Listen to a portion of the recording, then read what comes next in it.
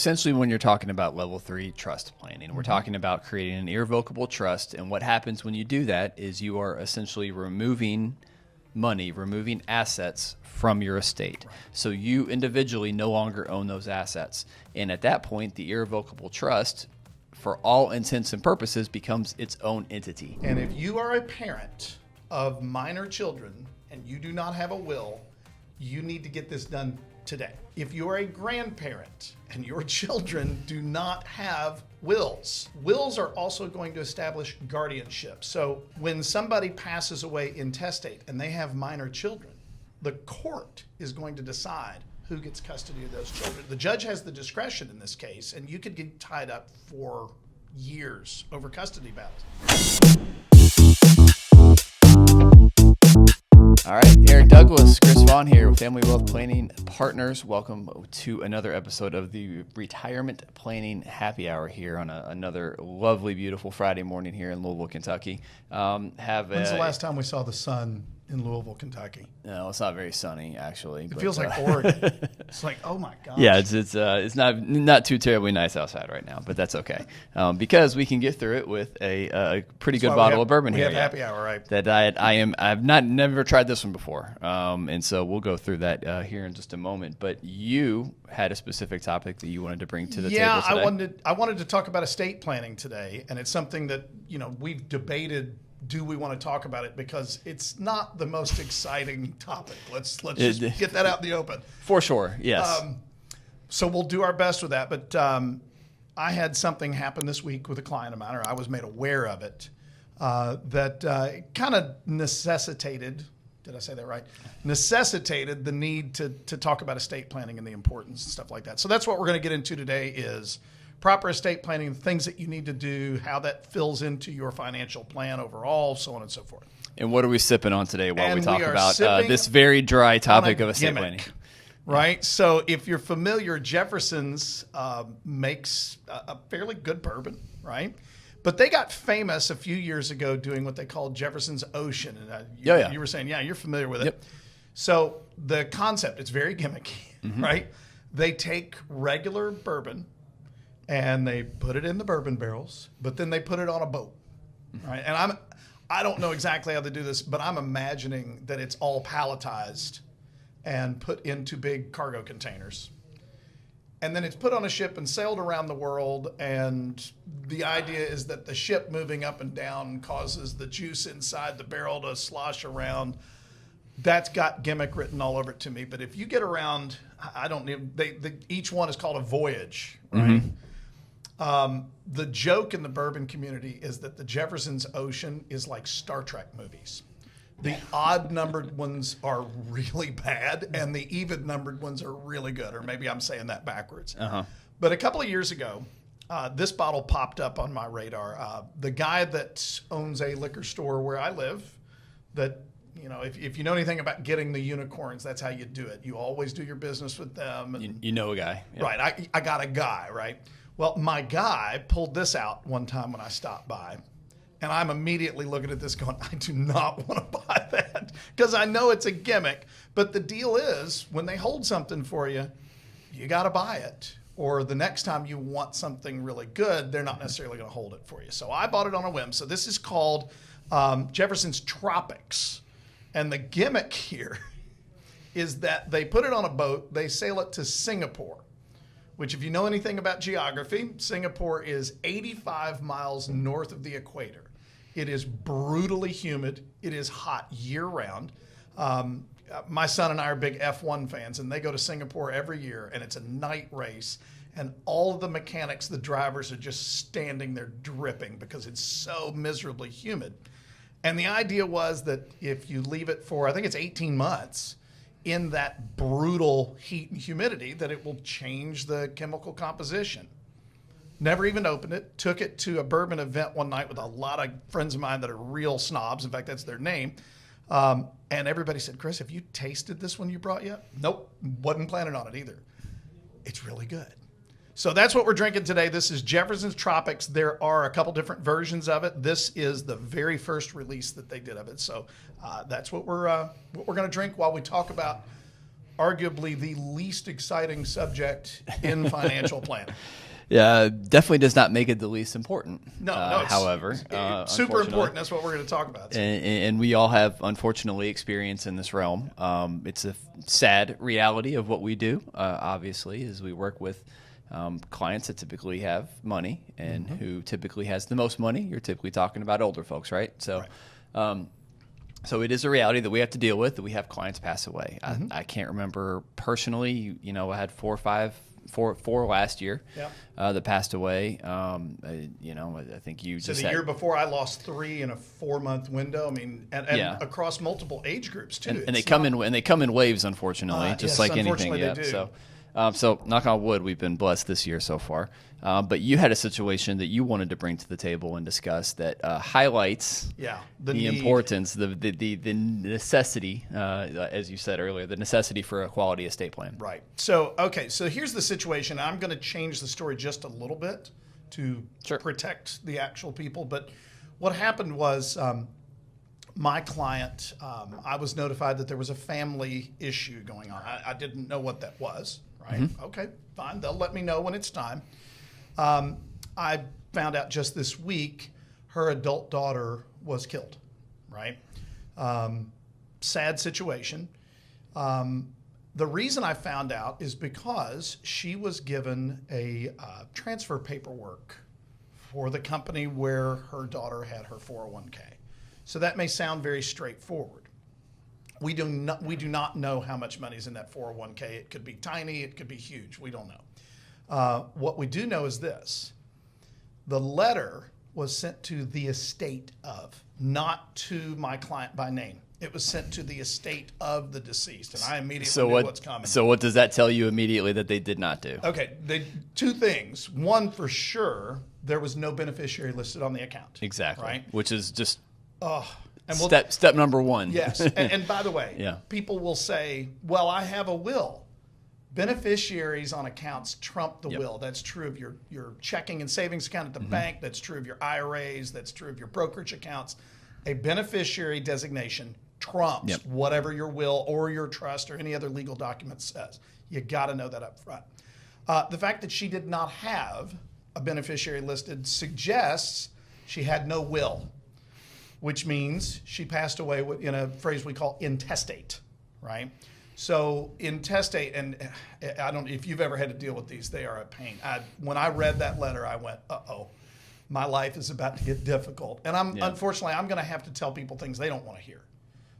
Because you already have a sad situation. You've lost a child. Well, right? just to clarify too, so this was the daughter of one of your clients. So the daughter was not necessarily your client. Daughter was not my client. Okay. No. So just to clarify that up front. Which, once again, that comes back kind of tooting our own horn. Good financial planning includes going through the estate planning process and then making sure not only that it's done correctly, but that it stays up to date. And we've all had circumstances where something came up, and we'll talk about that a little bit later. So anyway, most likely she has passed away intestate, meaning no will. So everything's going to go into an estate. Now, here's where it gets complicated. She was legally single, but she did have a live-in boyfriend, right? Okay. Judge that as you will. But he had a daughter that was not hers, and she treated that child as her own child. But legally, she wasn't, right?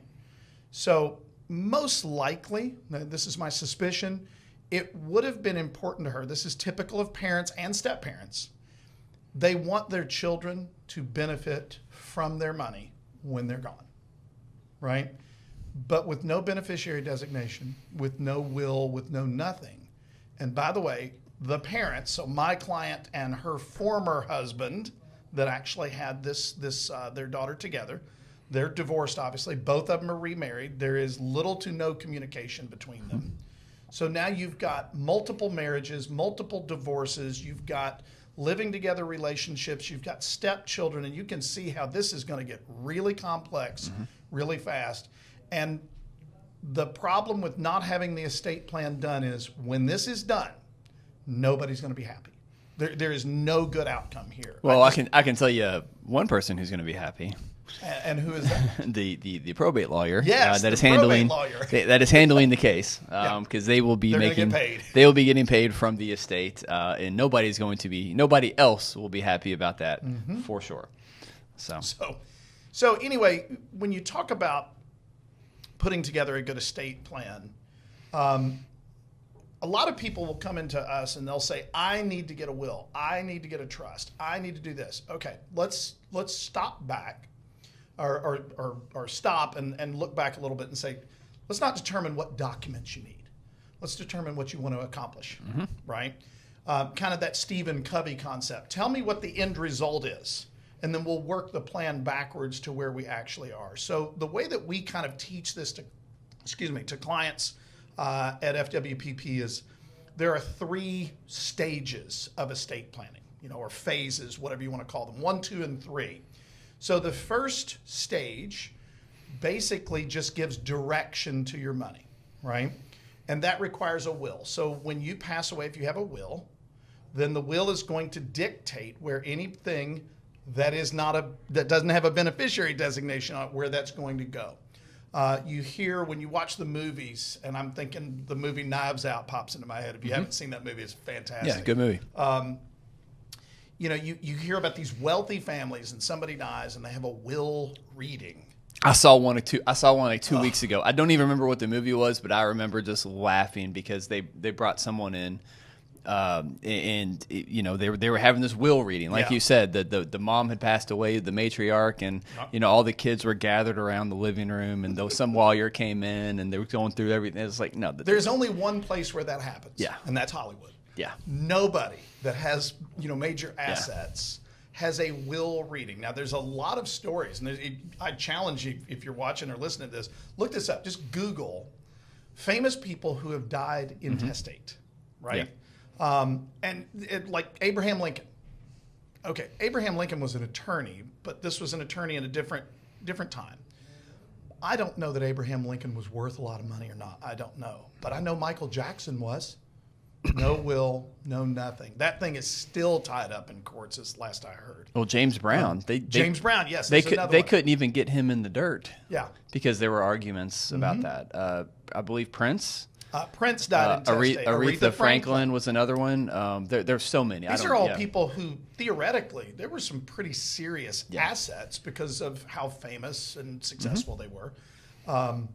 There's all kinds of legal messes that go along with that. So when we talk about how the will reading never happens, right? That's not what a will is designed to do. And I'm going to stress to you, remember that level 1 that I was just talking about. Level 1 gives direction. That's it. So when you die, this person gets this. This other person gets that. Right? It's really basically all it does. Now, there is one major one. And if you are a parent of minor children and you do not have a will, you need to get this done today. Right? Stop what you're doing and get this done. If you're a grandparent and your children do not have wills, wills are also going to establish guardianship. So when somebody passes away intestate and they have minor children, the court is going to decide who gets custody of those children. And if you've got a great family situation and everybody knows who the right person or persons are to have custody of that child, you can go to the court. Most likely the judge is going to say, yes, that's fine. Everybody agrees. Or if wishes had been spoken about or discussed prior to, yes. But that judge doesn't have to do that. The judge has the discretion in this case, and you could get tied up for years over custody battles. And you hear horror stories about it, right? If the will establishes guardianship, then that takes care of that from a legal point of view, right? So if you're a parent and you don't have a will today, that is a stop what you're doing and go get it thing, in my opinion. The other thing that I would do, and I've had this conversation with clients many times, if you want, so your brother and his wife, for example, you want them to be the guardians of your kids if something happened to you. Are they aware of that? It would kind of be nice to know, right? So, for example, I still have one minor child through the rest of this year. He turns 18 in December. But we established with my sister many, many years ago that if something happened to my wife and me, that our kids would go live with my sister. Everybody was in agreement. My sister was okay with that. But, and this is the second part of that, if your sister, parent, friend, whoever inherits your kids, what happens to them financially? I've got 2 boys. The sheer volume of food that they eat would break some people, right? So you have to look at it. So my sister, I'll use myself as an example. They had 2 girls, and they were a 1-income family. My sister was a stay-at-home mom, and they were fine. But if they inherited 2 kids, and now all of a sudden they've got 4, especially with my kids' appetite, it would have put a serious financial strain on them.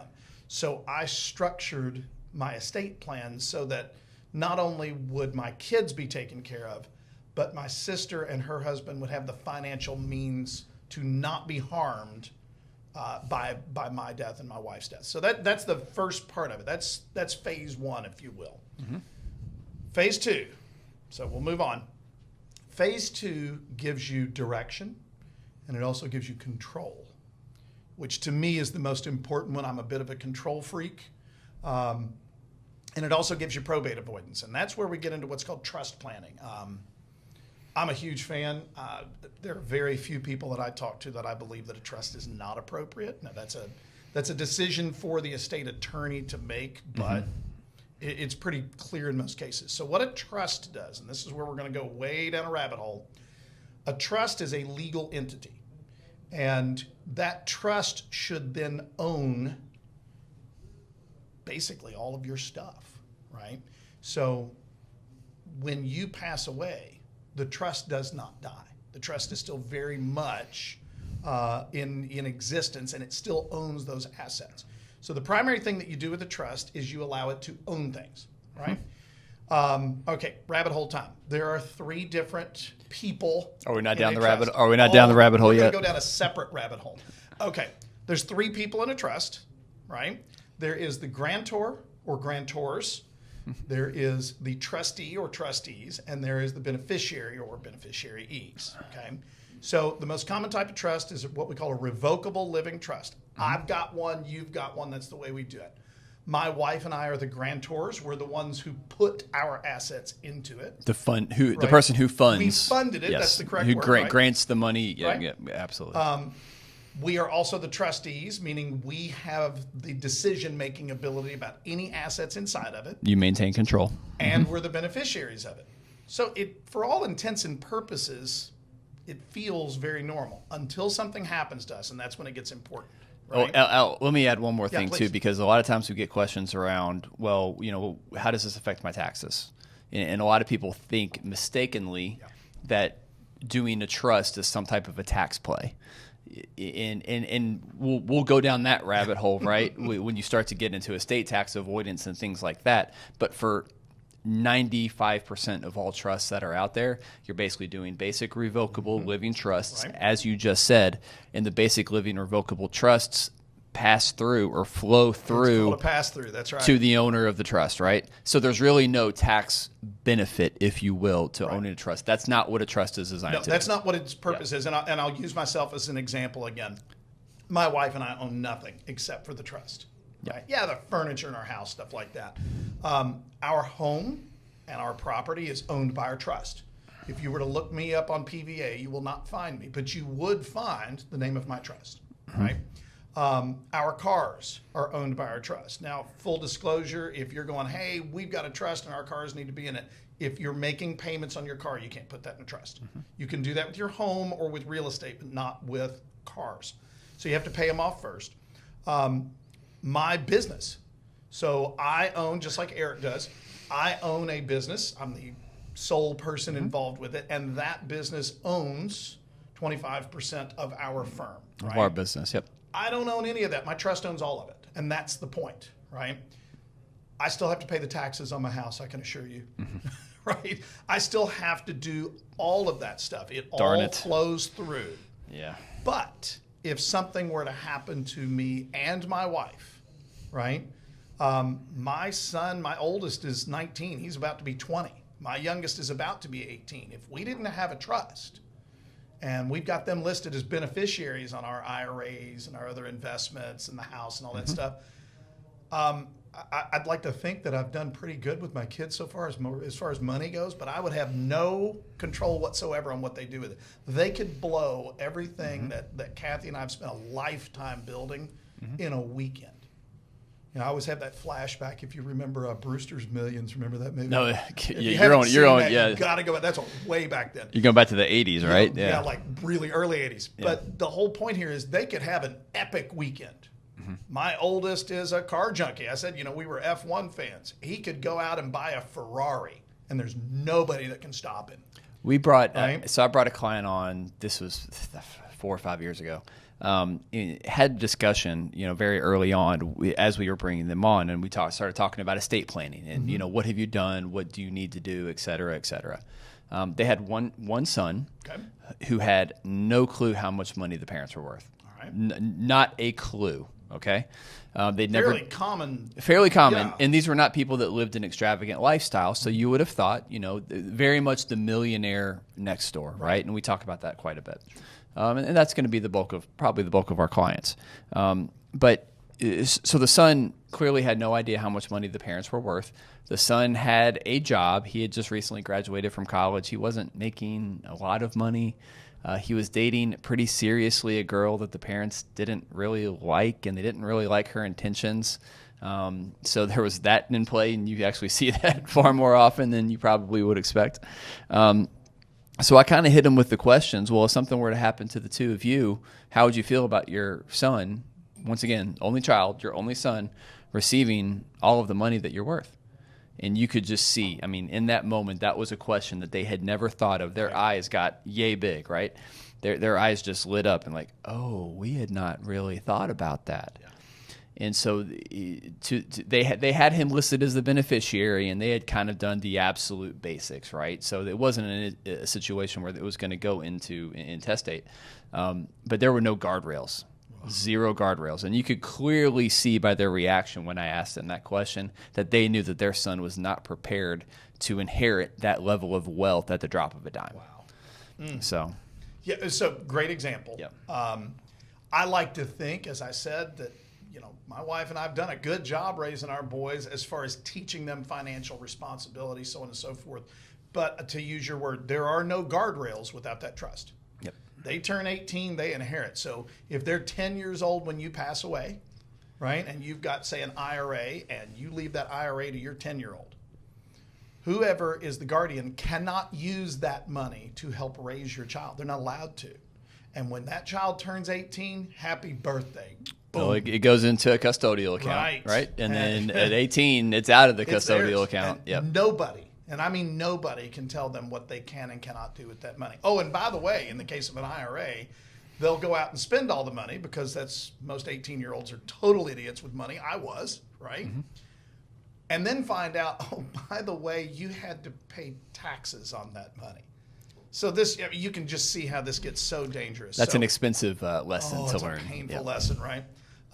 So in the case of a trust, the way that this would work, because the trust either already owns the assets, or in the case of what we call qualified accounts, so IRAs, 401ks, things of that nature, the trust is the beneficiary of them, right? So everything flows into the trust, either while you're alive or upon your death, through using proper beneficiaries.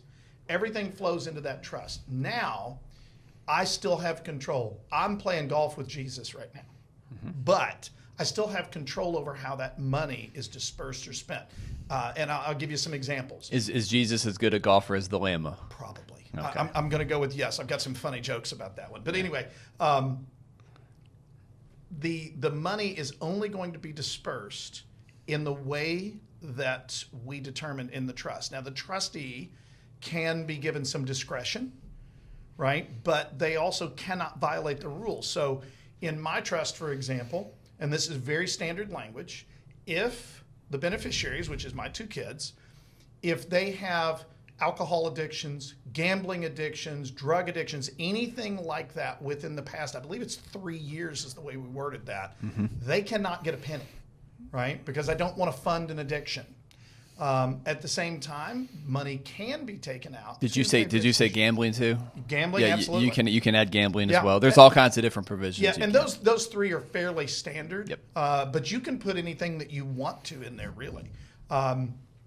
They can get money for education, but the money is not given to them, right? The trustee would pay the tuition bill. Or, the trustee could say, okay, in order for you to get to school, which was an approved school by mom and dad, you have to have a vehicle to get there, right? Okay, but the trustee can use the discretion on how much money to spend on a vehicle, right? Those types of things. In my personal trust, right, this is a biblical concept, those who will not work shall not eat, right? There's a paragraph in my trust that says if the kids are refusing to work, they're capable, they're not disabled, that's different. They're capable of working and they're choosing not to, they get nothing. Yeah. I made them read that paragraph the last time we updated our trust. They are aware that I'm not joking on that. So those are the kinds of things you can do with a trust. That's where we say, level 2 is control. My wife and I are gone. I'm playing golf with Jesus, right? But I still have control over the way that my money that we work so hard for is being dispersed. Okay, so that's level 2. And the other thing, and this is, I don't know why so many people get obsessed with this part, it also avoids probate. Probate is not as big of a deal as what people make it out to be. It's a hassle. Right, it can have an expense to it. It's hassle. It's time consuming. Yeah. It's a thing you shouldn't have to worry about. Right, it does take care of that. If you fund the trust properly, there's really nothing to go into probate. But I would not tell you that you should go get a trust because you're trying to avoid probate. You get a trust because you want control. That's really what that comes down to. So let me ask you this: what are your thoughts? Because you talked about qualified accounts. All right. And because we know that the rules changed through the Secure Act a couple of years ago, so the way that you inherit a qualified account is if you're a non-spouse, that is. A spousal, you obviously have the right to continue within a spousal IRA, any and all assets that are in an IRA. However, if you are a child or a non-spouse beneficiary, you have 10 years to completely distribute the entirety of the account. So it's interesting because I hear a lot of different opinions on this from estate attorneys. Yep. Okay, so there's no. It's funny because you would think no right answer because you would think estate attorneys would all think the same, and it's funny you talk to a financial advisor, you can ask 10 financial advisors the same question, and you might get 7 or 8 different answers, right? So same thing here applies in regards to qualified accounts. So what would your opinion be? Because you mentioned listing as the beneficiary on qualified accounts that have to be distributed within 10 years. Listing the trust as the beneficiary. Okay, so versus just listing the kids, for example. Right. Okay. So first of all, that control thing comes back in. So if let's say I don't have a trust, right? My wife and I both pass away. Our IRAs, 401ks, so on and so forth, then get inherited by the kids. To your point, the rule is from our date of death, they got 10 years to get the money out. But there's no rule on the sequencing of that. They can do it all at once. They can wait till the very last day. They can really do anything they want, but there's no control, right? I'm a control freak. I admit it. By having the trust inherit what is now an inherited IRA, the trustee. So in theory, the trustee that you pick is somebody who is financially responsible and wise enough to handle it, or you can get what's called a corporate trustee, where you're actually hiring a professional or a firm to run it. So when you're dealing with somebody who is financially responsible or somebody who is legally responsible, like a law firm, for example, it's on them if they don't get that money out in the right thing. That's where they can be held accountable through the court system. So my opinion on that is, and once again, I work with multiple estate attorneys, as do you. They all have different opinions. The spouse should benefit or should be the beneficiary on any qualified account if you're married, because the spouse gets to keep that money as if they were the one who contributed it in the first place. The trust should be the contingent, because now the trustee can disperse those funds based upon what your wishes were. Okay, so let me ask you this before we move on to level 3, and we probably don't need to spend too much time on level 3 because that's very, very, it is a very unique animal, specific. yeah. But you talked about corporate trustees. Mm-hmm. So in most cases, the trustee is usually going to be the owner, at least until they pass away. Right, until they pass. And usually once they pass away, the trustee or the beneficiary, the trustee is usually going to be like a child. Right. An adult child. An adult child, yeah, some variation there of a brother or sister or something. So you mentioned using a corporate trustee. Mm-hmm. So what are the benefits to using a corporate trustee? Why would you go that route versus using an individual? Okay, so once again, this is my opinion. A corporate trustee doesn't have to be as fancy as what the phrase sounds. It can be an individual that is not related to you, and they are going to be financially compensated for their work. So it could be an attorney, it could be a law firm, it could be a bank, it could be a financial planner in theory. It could be a friend. It could be a CPA. It could be anybody, but they're going to be compensated. Power of attorney, right? Trusted friend, trusted confidant. Some, thinking back to the mafia movies, the consiglieres, right? A trusted friend of the family, right? Yeah. It could be anybody, so it doesn't necessarily have to be a quote unquote Correct. trust company. Just someone who's in a level or a position of trust. Right. But I think immediately some situations that come to mind immediately as to why you would use a corporate trustee, whether it's an individual or a quote-unquote trust company. Mm-hmm. Let's say you have multiple children and you don't want to elect one.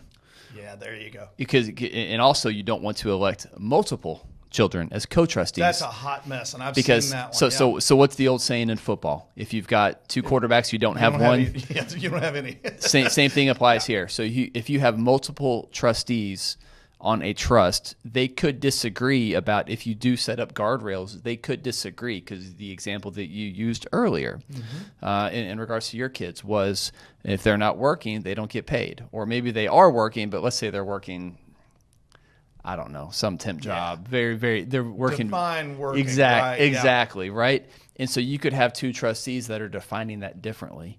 Or, okay, maybe one's going to define, 3 years sober differently than someone else, right? Yeah, there you go. So that's why it typically helps to have one trustee. Plus, it's also a bigger pain to have multiple trustees sign off on anything and everything that occurs within the trust. So that's one reason. Either if you have children that maybe have history of addiction or some levels of or lack of trust, I should say, or if you just have multiple children and you don't want to put it on just one person, because or that you got could multiple children that don't get along, and we see that a lot. Well, they don't get along, or let's say they do get along. Yeah, maybe too well. Well, it's not even so much that, but maybe they do get along while you're still alive, but when you pass away. Right.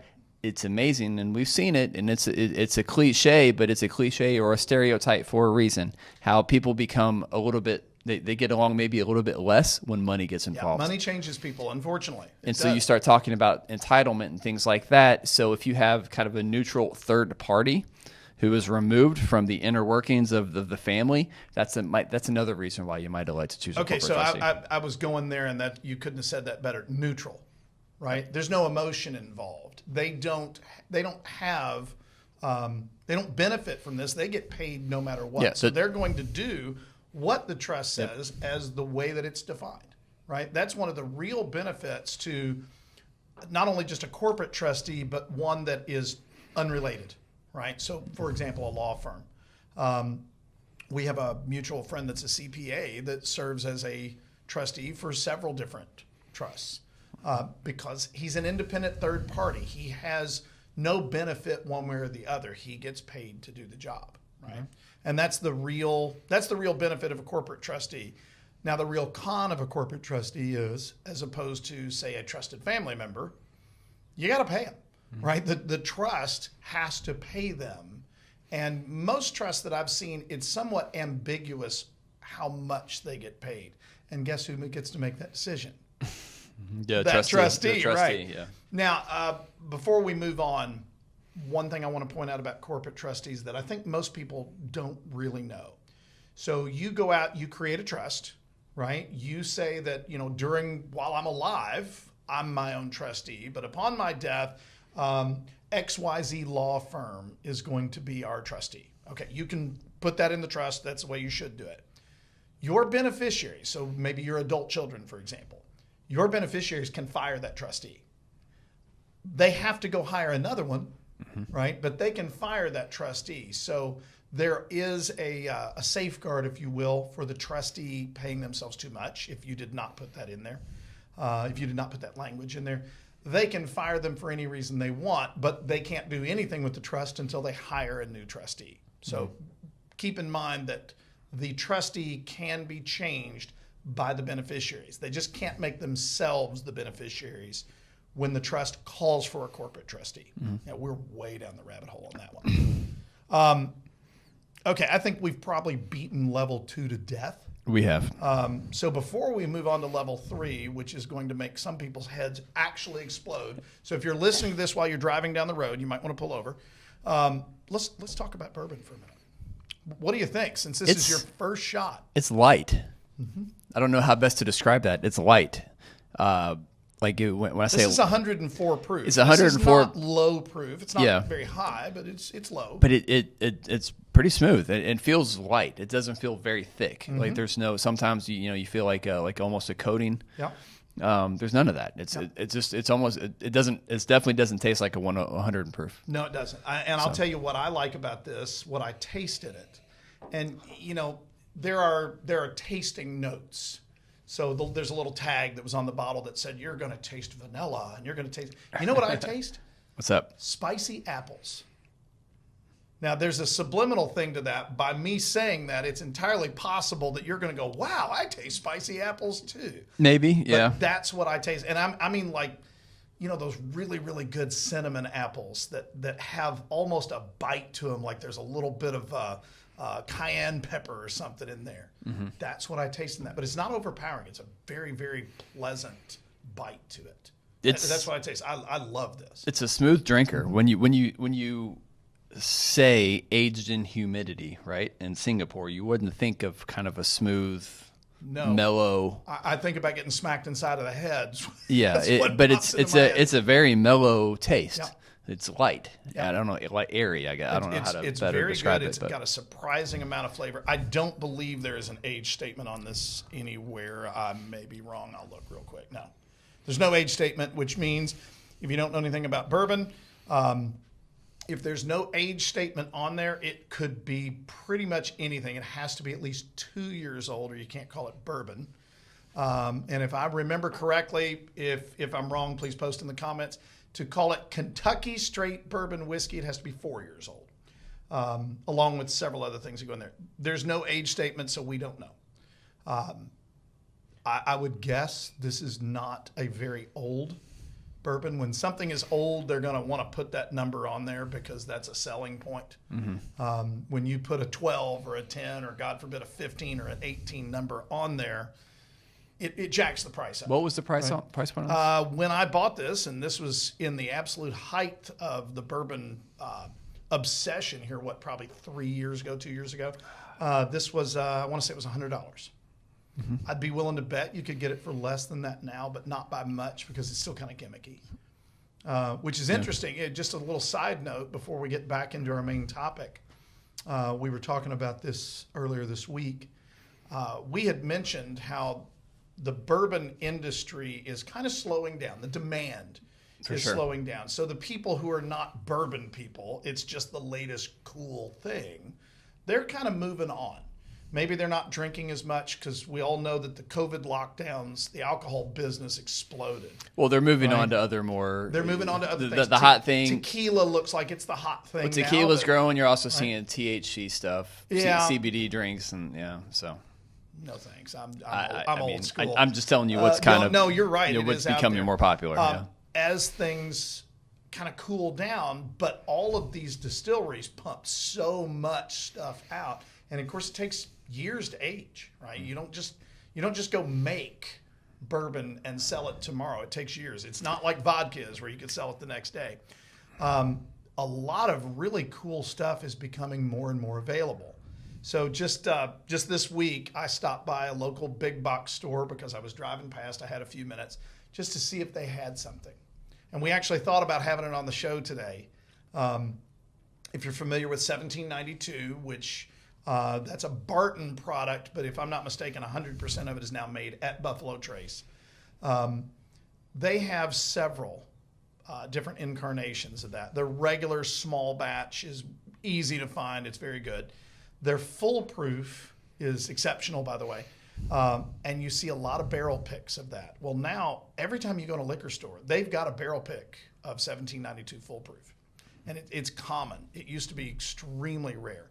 But the really rare ones were what they call their aged 12 years. So it's a 12-year-old bourbon, which theoretically is the magical age for complexity. And they also have one called sweet wheat. I have never seen sweet wheat for under $100, ever. And you very rarely see it. And I've never seen the 12-year for under $200. And you never see that one. I walked into a big box right up the street from our office. They had the 12-year for $68. It was a limit one, but it was $68. That's retail. And they had the sweet wheat for $48. Yes, those did get added to my bar at that. That's a retail price. As much time as you hear about real estate market crashing, well, there the bourbon market crashing a little bit there. Okay, there's pros and cons to that though. Yeah.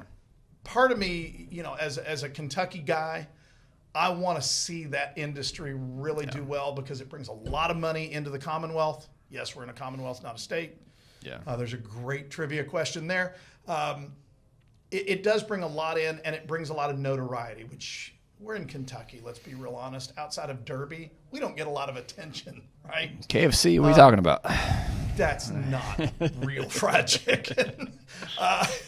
But at the same time, part of me is glad that the industry has kind of flooded the market a little bit, and yet the demand has gone down, because those of us who actually really enjoy this, and I don't really care what the market's doing, I'm still going to be a bourbon guy. There's just so much more available at a more reasonable price, or it's just findable now. What used to be a unicorn, not I so can much. find without a lot of work now. Well, first of all, don't knock KFC. So I was just in France, bringing my daughter back home from her semester abroad. So she loved that. But outside of McDonald's, what was the number one fast food place KFC. I saw? Absolutely. I saw KFCs everywhere. They're everywhere. Yeah. So I don't want to knock it. I've eaten KFC many times. I am actually a fan. The famous bowl, with the instant mashed potatoes and the instant gravy and the corn. I like that. I admit. Well, when you go overseas, the first thing they think about isn't the Derby. It's KFC. That's right. It's KFC. So. But for those of you who are not from Kentucky, that is not the way Kentuckians eat fried chicken when we make it at home. So anyway, we've kind of beaten on the bourbon a little bit. I am a fan. I love this one. It's not something that I would go out and buy a lot of, but it's different, and I really, really like it. It's different. It's definitely, like I said, a little light, airy. I enjoy it for sure. I did put about 3 drops of water in it, and surprisingly enough, I noticed no change. It tasted and nosed exactly the same after I didn't notice did much that, of a difference. which kind of surprised me a little bit. Okay, so we ready to get into phase 3? Yeah, let's keep it. We're kind of already try to keep run up this one against time, short. so let's keep it short. But ultimately, level 3 is we're talking about Medicaid trust planning. This is where we throw the word protection in.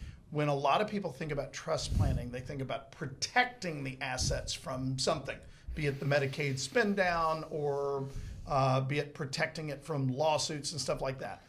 That's level 3 planning. A regular trust, the vast majority of them out there fall under that level 2 area. There is no protection. If somebody sues you, all of the assets in that trust theoretically are available to that lawsuit.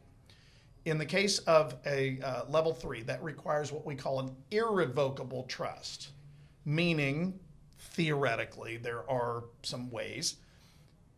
Once the money or the asset is in the trust owns it, the grantor who put it there cannot take it back out. It's no longer their possession because it doesn't flow through, if you will, the way that the revocable trust does.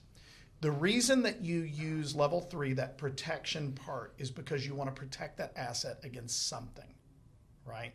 I know of one where it was not a Medicaid issue. That's by far the most common. But it was actually this was an elderly gentleman. And he admittedly was doing things he probably shouldn't do, like driving. Well, period. He shouldn't be driving anywhere from what I know of him. And I think you know who I'm talking about. I do now, yes. So the family actually did an irrevocable trust. He agreed to do it. All of the assets went into that irrevocable trust. So when he drives and he does something stupid and he causes an accident, and God forbid somebody is injured, the personal injury attorney can't go after any of his assets. They're not available in that lawsuit. Yeah. So essentially, when you're talking about level 3 trust planning, we're talking about creating an irrevocable trust. And what happens when you do that is you are essentially removing money, removing assets from your estate. Right. So you individually no longer own those assets. And at that point, the irrevocable trust, for all intents and purposes, becomes its own entity. Yes. It has its own tax ID number. Yep. You know, just like you have a social security number, the trust has a tax ID number. The trust itself pays taxes, right? And you're typically looking to protect yourself from a number of different things, but the biggest two things, well, really the biggest three things. Number one, Medicaid. In order to qualify for Medicaid, you have to be basically worth zero on paper. You gotta be poor. You have to be very, very, very poor. Not just poor. You have to be destitute, right, on paper. So you can't be worth anything on paper. So you basically have to remove all of the assets from your name and put it into an irrevocable trust. That's one. Estate tax avoidance. So we're talking about ultra wealthy clients here. Yeah. So this isn't something that the vast majority of people are going to have an issue with, but if you're looking to avoid some level of estate tax protection, this is a way to do it. You put money into an irrevocable trust. Once again, removing money, removing assets from your estate. Okay. And then number three, to your point, liability. Yeah. So you're protecting yourself from getting sued for whatever that may be. You hear about doctors a lot of times, truck drivers. Those types of professions where if there is some type of an accident that could occur, you're not going to be personally held liable necessarily, and you don't run as big of a risk of losing all of your money essentially. So those are really the three big reasons why you would look to level 3 trust planning. Now I'm gonna add a caveat to that, if you will. We typically don't talk about that level 3 with people until they're in their at least late 60s, usually mid to late 70s. Barring certain exceptions. There's always an exception to the rule, kind of a rule of thumb. So if you're listening to this and you're 40 years old, that is probably not in your best interest at this point in time.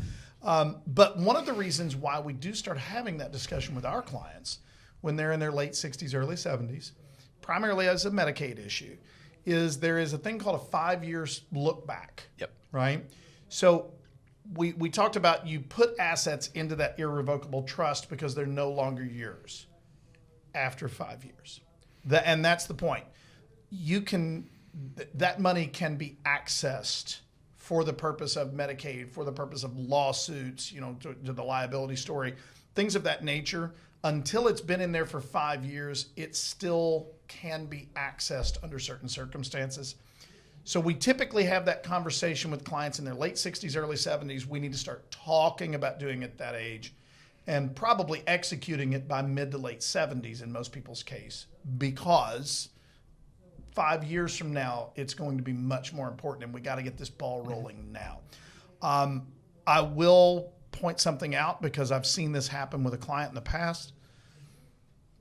There are a lot of attorneys out there. Here in Kentucky, attorneys technically are not allowed to specialize. They all do. But technically, they can't say this is the only thing. I don't know how all that works. But when you are dealing with an irrevocable trust, I think any trust in general, but an irrevocable trust especially, please, please, please do not just go get your attorney friend of yours who finished law school a couple years ago. You need to get an estate attorney who specializes in this line of work.